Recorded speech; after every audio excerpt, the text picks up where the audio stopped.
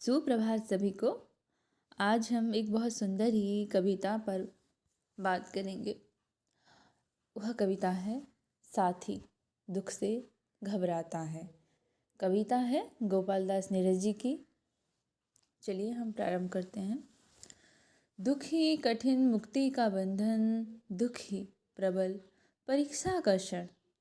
दुख से हार गया जो मानव, वह क्या मानव कहलाता है। साथी दुख से घबराता है। जीवन के लंबे पथ पर जब सुख दुख चलते साथ साथ, तब सुख पीछे रह जाया करता, दुख ही मंजिल तक जाता है। साथी दुख से घबराता है। दुख जीवन में करता हलचल, वह मन की दुर्बलता केवल।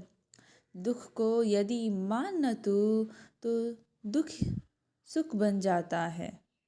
साथी दुख से घबराता है। पथ में सूल बिछे तो क्या चल, पथ में आग जली तो क्या जल। जलती ज्वाला में जलकर ही लोहा लाल निकल आता है। साथी दुख से घबराता है।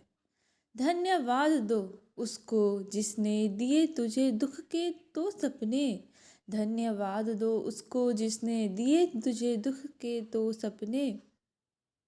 एक समय है जब सुख ही क्या दुख भी साथ न दे पाता है। साथी दुख से घबराता है। यह थी गोपाल दास नीरज जी की सुंदर कविता। बहुत ही मार्मिक कविता है जो कि रियलिटी पर बेस्ड है, और इससे आप वर्तमान के जीवन को भी कनेक्ट कर पाएंगे। कविता का भावार्थ इस प्रकार है। इस कविता में कवि अपने साथी को दुख से ना डरने की सलाह देते हैं। ना डरने से दुख भी सुख बन जाता है। मानव जीवन में दुख ज़्यादा होता है, सुख बहुत कम। तो फिर दुख से डरने से, रोने चीखने से दुख दूर नहीं होता। दुख से लड़ना सही रास्ता है। दुख के बाद सुख आएगा, जरूर आएगा, क्योंकि दुख सर्वदा नहीं रह सकता। दुख भोगते हुए कोई मर जाए तो भी क्या कोई डर नहीं। डरने से वह दुख से बच तो नहीं सकता ना। जीवन में दुख होने के कारण हम सब कर्म तत्पर बने रहते हैं। दुख पर विजय प्राप्त करने की चेष्टा करते हैं।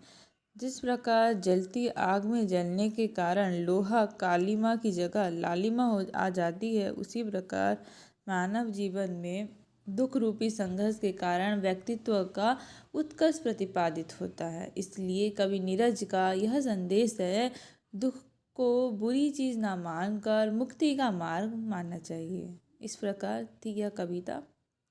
धन्यवाद।